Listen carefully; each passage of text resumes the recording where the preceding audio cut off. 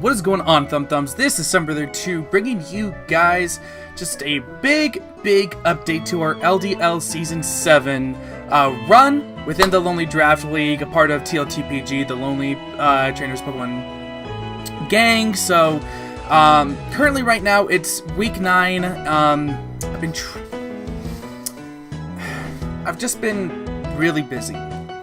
Like, seriously, just really busy. Like, aside from just everything with school, everything with work, there's just been so much going on that I literally and honestly can just not put the time and effort into editing and putting out the videos for you guys for the first 9 weeks. And I honestly feel super bad about that. I really do.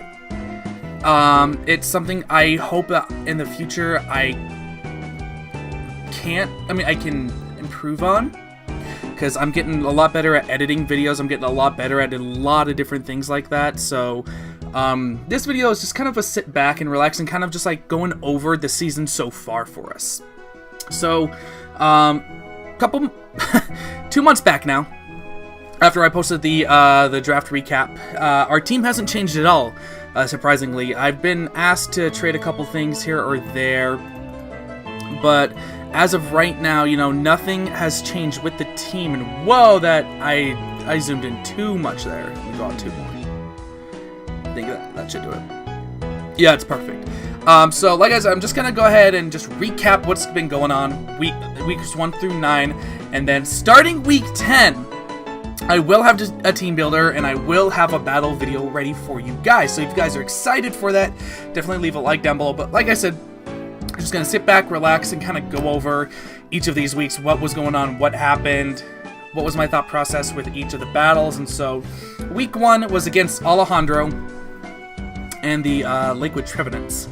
I did not team prep whatsoever for this, so I just kind of threw together mons I thought would work really well together from the team. Very standard sets, you know, Dragon Dancing Mega Charizard, Ninetales with Aurora Veil, if I'm not mistaken. Yeah, just very simple stuff. And unfortunately, we did lose that week, the first week. I honestly thought we were doing quite well because, for the most part, it was actually a really good battle. However, Alejandro just had so much bulk on his side, and on top of that, he got a lot of hacks, I will say. There was 1 or 2 parts in particular where he did get like a crit and like some kind of other hacks. I think it was a paralysis that really did matter in the long run. Then again, once again, it's Pokemon. I understand that stuff happens, but we started off the season with a loss, which sucked so bad with the 4-0 loss. So we were 0-1, nothing big, nothing gained. It was really bad, but keep in mind, I was also right at the end of a summer semester for college, and so I didn't have time, which leads us into week 2 versus Shay. The battle went really well for us. I will say there was no team prep whatsoever. I literally brought the exact same team that I brought the first week against Alejandro, against Shay. There was 1 Pokemon I wish I could have brought instead. I really wish I could have brought. It would have helped out a lot. However, sorry, I got animals crawling underneath my feet. But I really almost had this game. I really did. I almost had this game with the 5-0, and I threw the game. I honestly threw the game. I was being really cocky with myself, and I was able to be reverse swept by a Choice Scarf Magnezone. So, it sucked. It really did. As you guys see, Mega Charizard X got 3 kills, Snorlax got 2 kills. It was a really cool battle. It sucks that I risked it right at the end there because I was cocky, and because of that, it cost me. It seriously cost me, and it sucked so bad that we did end up losing, because I could have easily prevented it, 1000%. So, you know, it's whatever. It's the game you play. So, it's unfortunate, but heading into week 3 now, I actually did have time to team build against Anthony. Let's see, can I make this make it a little bit smaller so you guys can see? Okay, is that working? No, let me just drag this over. There we go. So for week 3 versus Anthony, I actually did team build. it was very, very standard kind of stuff for us. I believe I brought a Banded Scizor. Delmise was really, really nice as far as just eating up hits. Nidoking's such an awesome pick for us. Like, seriously, Nidoking has just been one of those mons that has just been such a huge help in the long run. Ninetales being able to set up a Roar Veil, and Snorlax just being in the way of everything. This is a very, very close battle, I will say. Antony played extremely well. Dealing with that Latios was such a challenge, but literally at the end, it was just getting the right switch, getting the right call with a bulky Scizor and Nidoking, a Choice Scarf Nidoking. And it just paid off in the end. We were able to come out with a very close 1-0 victory, and Antony's still doing well in the season, if I'm not mistaken. So we picked up our first win, week 3. We finally picked up a win. I'm so happy because it's like, okay, finally, maybe we're back into it. We're good to go. And then I actually went out of state to Arizona. And it was during that time, hold on, did I just screw this up? I did, oops.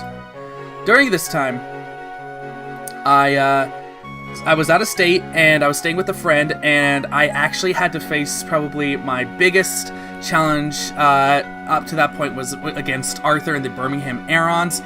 This match was literally a match that could have been pushed. Like, if this match happened in a finals, it would have been the greatest match of all time. Arthur, you guys know Arthur. Arthur, Lazy Ghost, is such an amazing battler. Like, seriously, everyone wants to beat him. And if you beat him, it's like you have transcended God. Seriously, that's how awesome Arthur is. Like, I'm just like, I am literally putting this man up on a pedestal. But no, we team built, we got stuff done. It was really, really close, like such a close battle, you guys. What it honestly came down to was making the right switches, which we were both making really good calls early on, early game and late game. It honestly came down to Rotom and his Rotom Wash and our Quagsire, and Arthur's Quagsire. And I could have potentially two-shot the Quagsire. I landed my first Hydro Pump, landed it. He did not bring the Water Absorb. He brought Unaware for Charizard X, which is totally understandable. I knew it was coming. I could have Toxiced this thing, or I could have kept Hariyama alive from earlier on in the game, which did cost me in the long run, because Hariyama and Rotom were the only ones that could honestly put any dent in this Quagsire. I should have brought like Freeze Dry, Alolan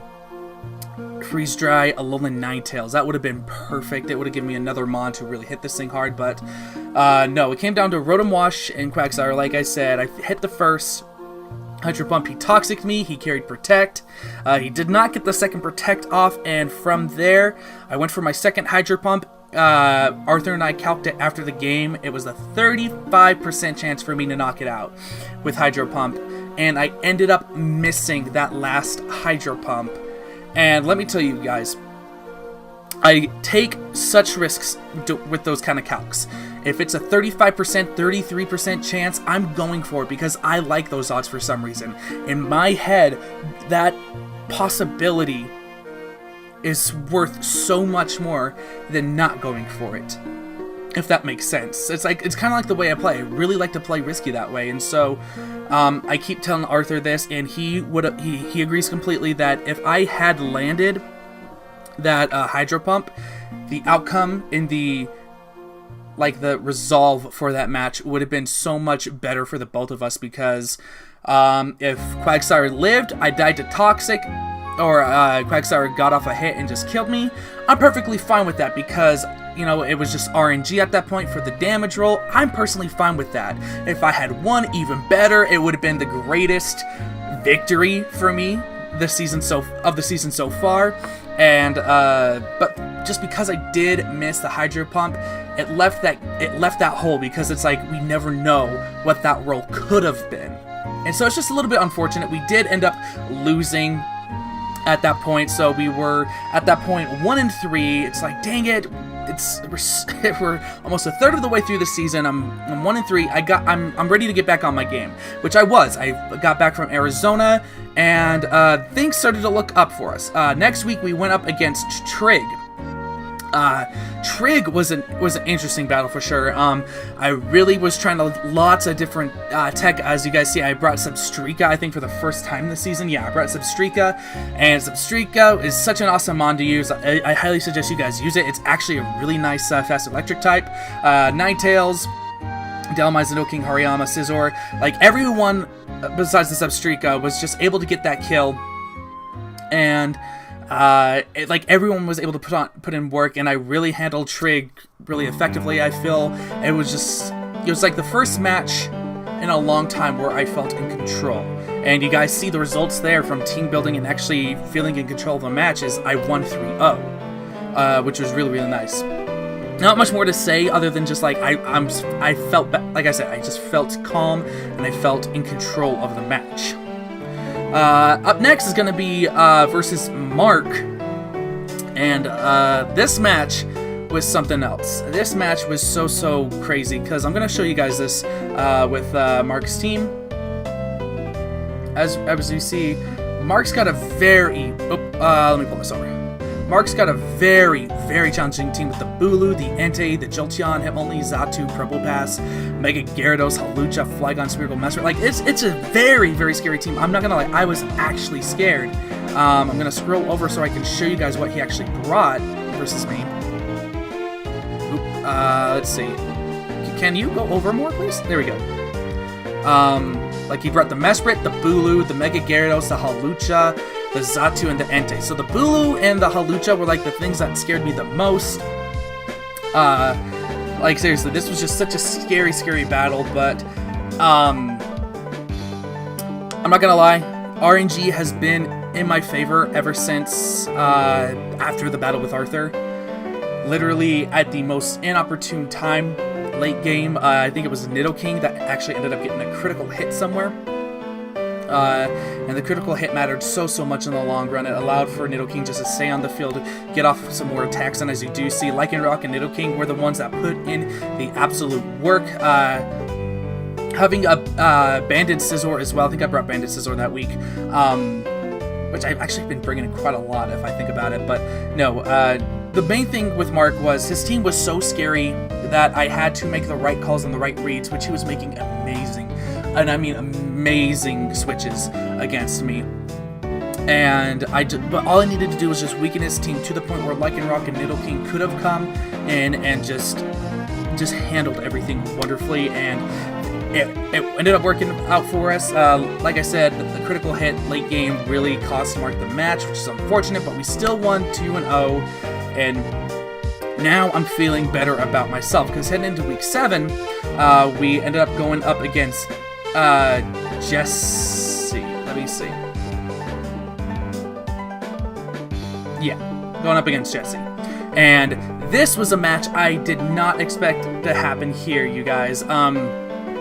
Jesse really rushed a couple things. He brought some very standard sets, and I just brought what I thought was right. I didn't have a lot of time to plan for this team builder, or for this team, and so it's like, okay, I'm gonna do my best, and I just stayed calm through the whole thing, and I ended up getting a 6-0 against Jesse with Nidoking, which was honestly really crazy. The match was only 15 turns long,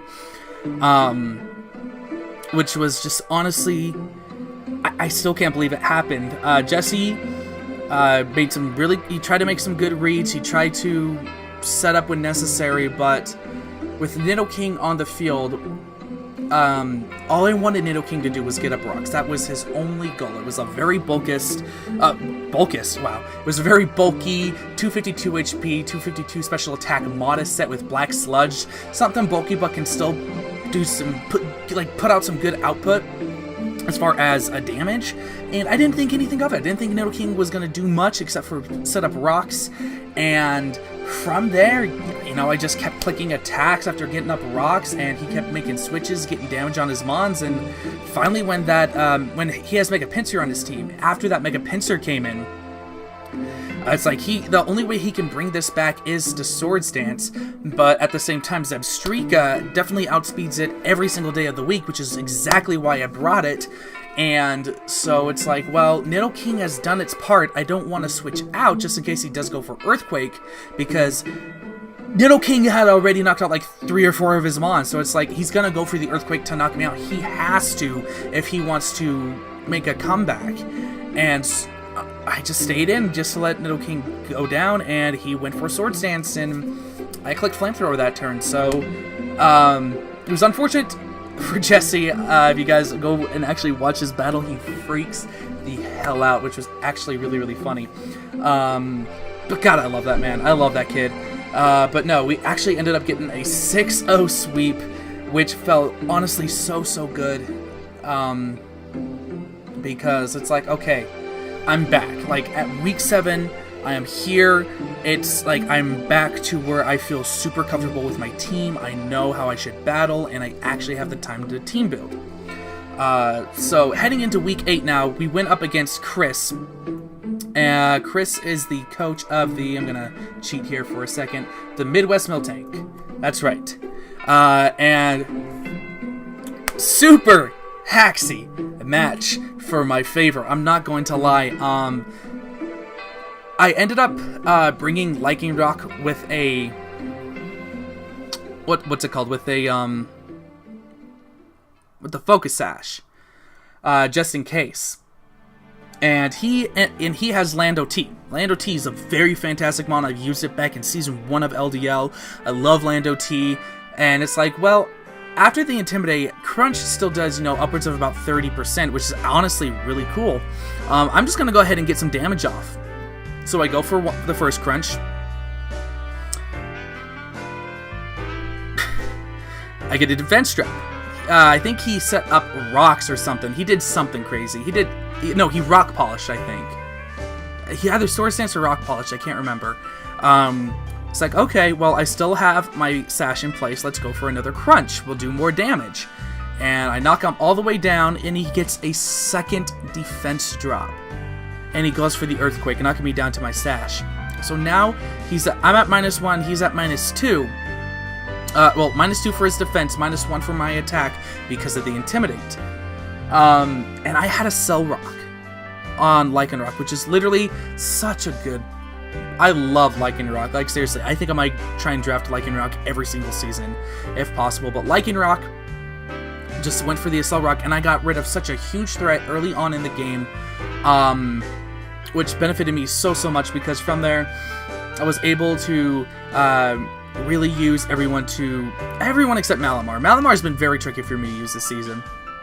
But regardless of that, I was just able to go ahead and just make the right calls, make the right switches, eat up the right hits, and from there, once again, it's just one of those battles where I felt really in control, regardless of those 2 Crunch defense drops, which really benefited me in the long run. However, I felt comfortable with the match, and from there we got another win. We were on a 4-game win streak at that point with a 3-0 against Chris.